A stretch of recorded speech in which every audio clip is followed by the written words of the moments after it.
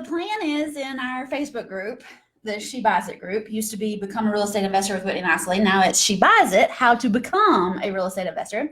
Change the name. Yay! New month, new name. Woo! So in the group on Mondays, I put up a post at noonish that says, what kind of questions you got? And then on Tuesday, I pop back into the group and I answer your questions. Yay!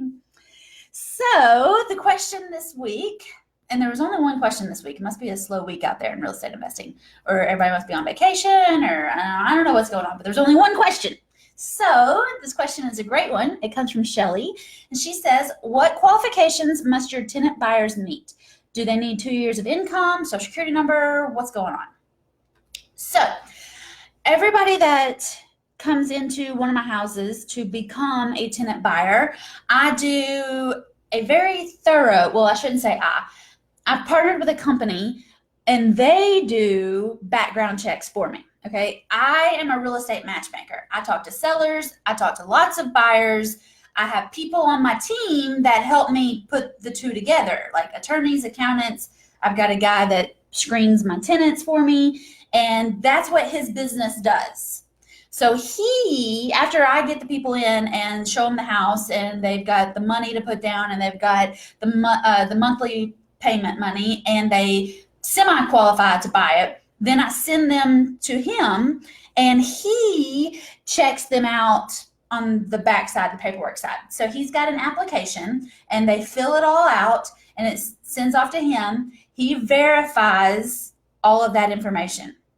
So we do a credit check. And honestly, most of the people that come into my houses to be tenant buyers or to do a rent to own deal, most of them have what I call bruised credit. It's not really ugly credit because it's just a number. How can a number be ugly? If your house street number was 432, you wouldn't say, "Ooh, that's an ugly number." No, but when 432 is your credit score, people go, "Ooh, it's an ugly number."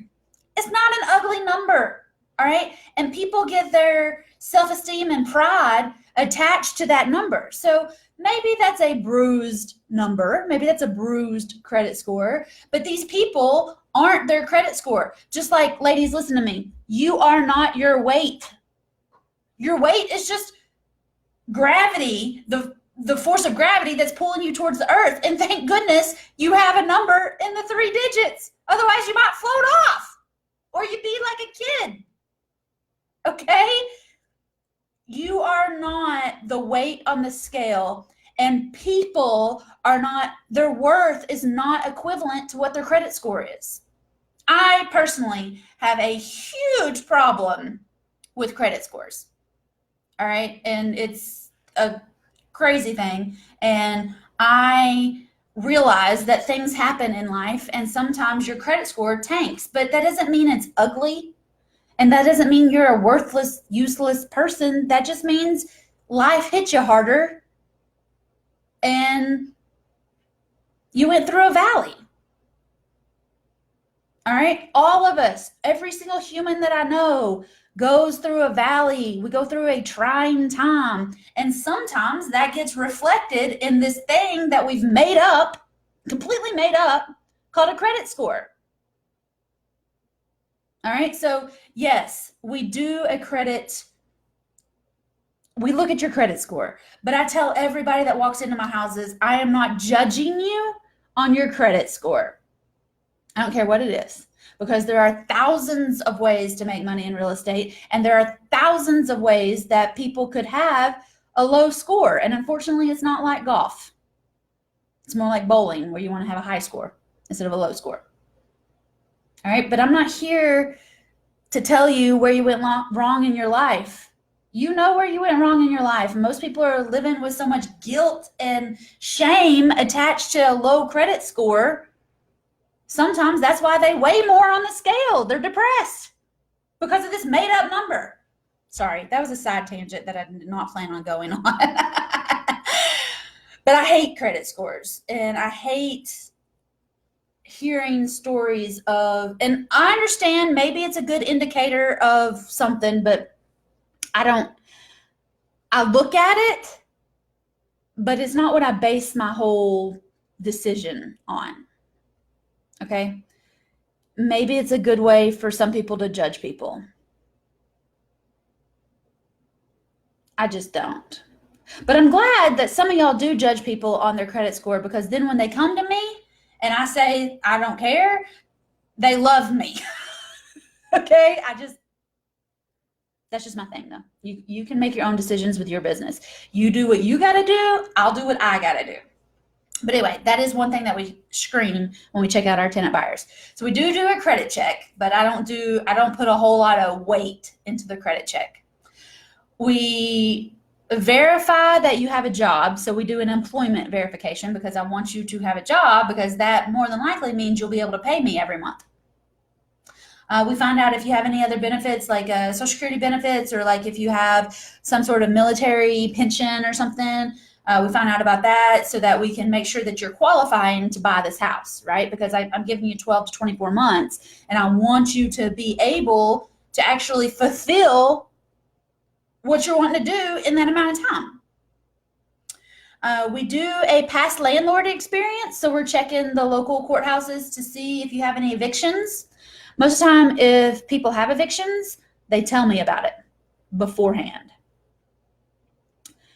Evictions are something that I will judge you on.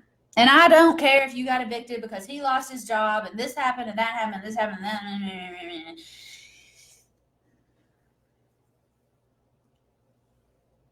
You can have a messed up credit situation if you want to, but you better not have any evictions.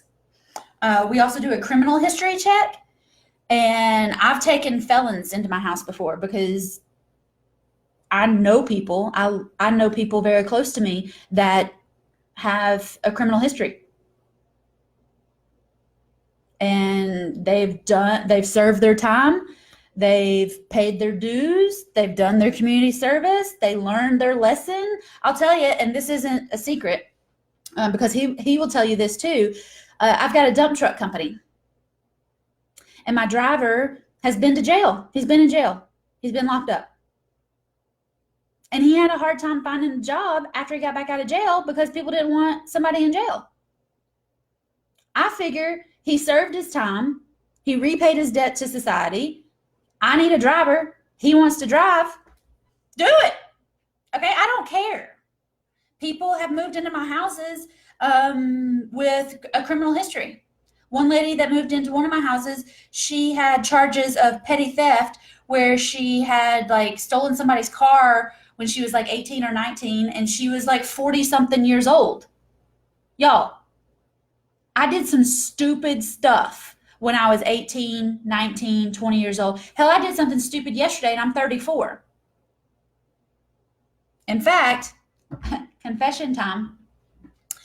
It is now illegal to use your phone and drive. And guess what I did yesterday? I broke the law. Now, I didn't get pulled over, and that's not an ultrasound picture. That's a picture of my fat roll. That's not an ultrasound picture, though, if you're wondering. I didn't get pulled over. I didn't get hauled off to jail. But I broke the law yesterday, technically. I'm not going to hold something against her from 20, 25 years ago when she is clearly not the same person.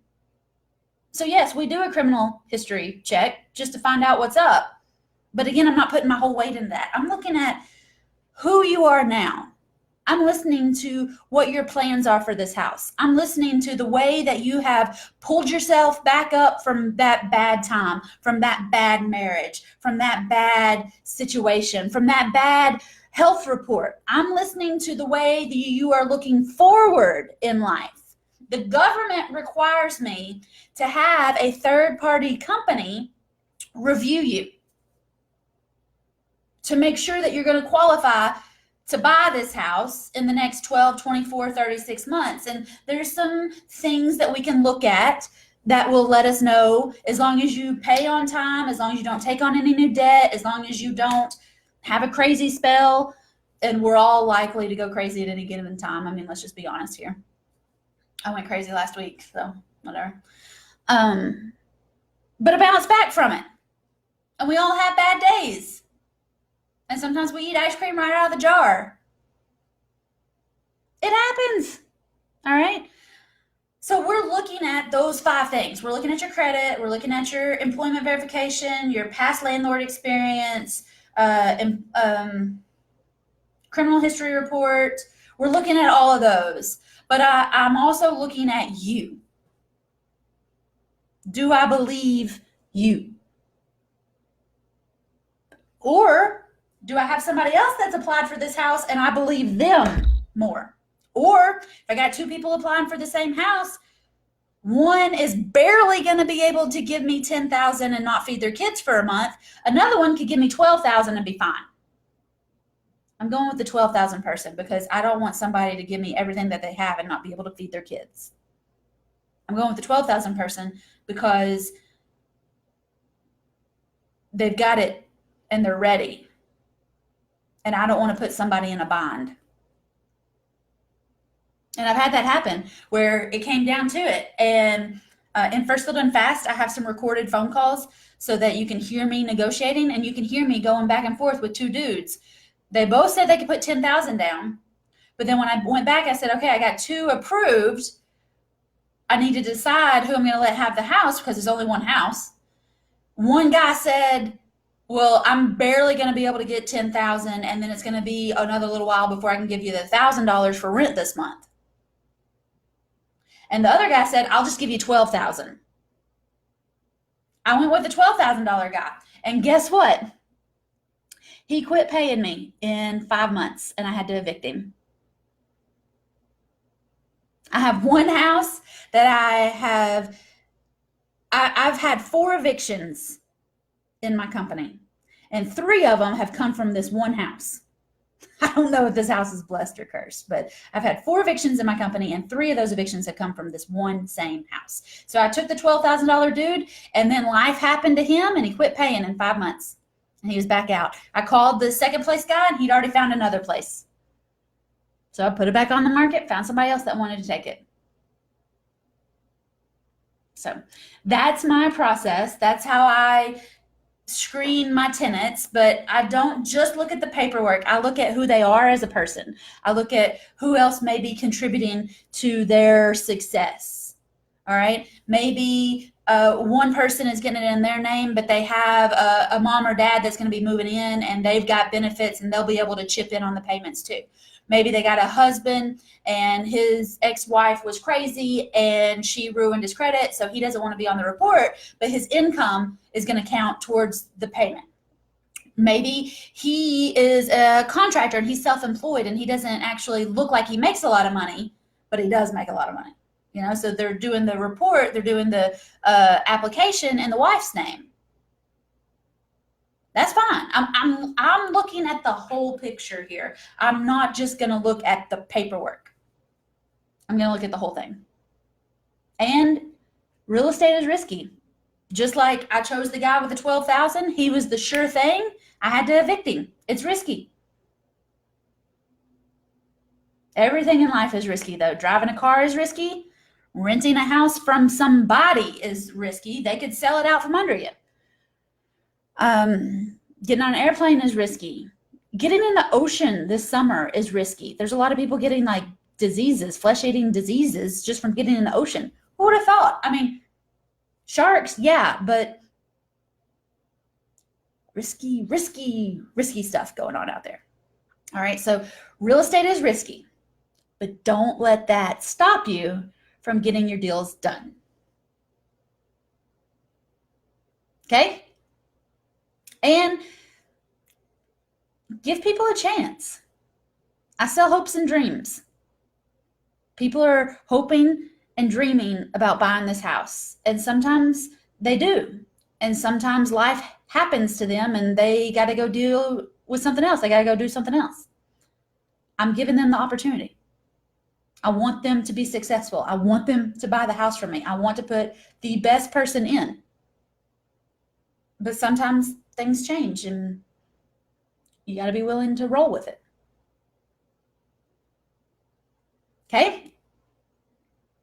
All right, if you have any other questions, let me know. If you want to join our group, go to shebuysit.com/group, or there's a link down below and check it out. Be sure to join us. Bye, y'all. Have a great week. I will be back next week to answer more of your questions. Yay!